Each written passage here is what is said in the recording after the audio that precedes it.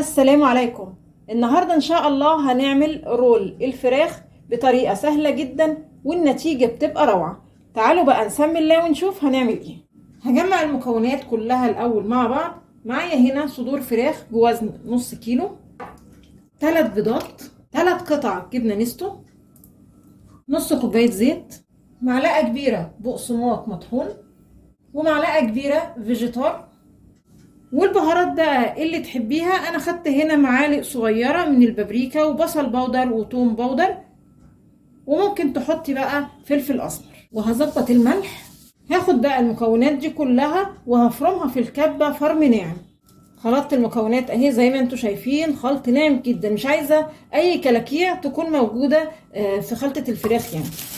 هجيب هنا كيس حراري وهبتدي بقى اصب خلطة الفراخ دي في الكيس الحراري. بعد ما عبيت خلطة الفراخ كده في الكيس الحراري، هخبطها بس كده خبطتين على الرخامة علشان الرول ما يكونش جوه معبي هوا. الكمية هي ما شاء الله عملت معانا 3 رول فراخ. هجيب بقى ورق ألمونيا واجيب كده كل رول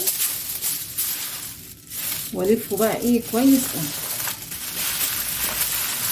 وبعدين اجي من الناحيتين كده، بصوا يعني اخليها كده زي البونبونيه، الف في الناحيه دي والف في الناحيه دي.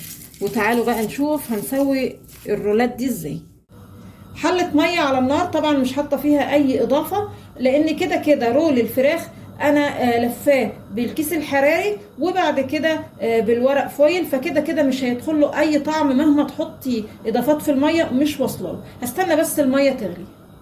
بعد الميه ما غلت خلاص هبتدي احط رولات الفراخ، هسيبهم بقى يستووا، وبين وقت والتاني اجي كده اقلبهم من الناحيه التانيه علشان يستوي من كل الجهات. يعني هتعامل معاه كاني بسلق فرخه بالظبط. كده تمام وكل حاجه استوت. طبعا بعرف ان الرول استوى لما اضغط عليه كده هو في الميه السخنه بالمعلقه والاقي المكونات بقت متماسكه مع بعضها. هنفتح بقى كده الرول ونشوف ايه الاخبار. وشلناه كمان من الكيس الحراري. تعالوا بقى نكمل مع بعض. معلقه سمنه على معلقه زيت، وهبتدي بقى ادي الرول كده تشويحه. تمام قوي كده. هستنى لما الرول يبرد خالص وابتدي بقى اقسمه كده طرنشات.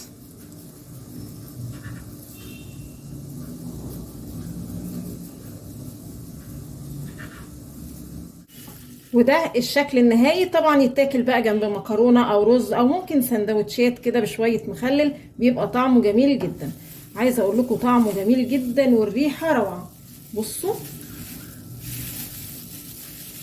طبعا اكله جميله جدا وهتعجب الاطفال قوي. يا رب النهارده الوصفه تكون عجبتكم، ولو عجبكم الفيديو فضلا الاشتراك في القناه.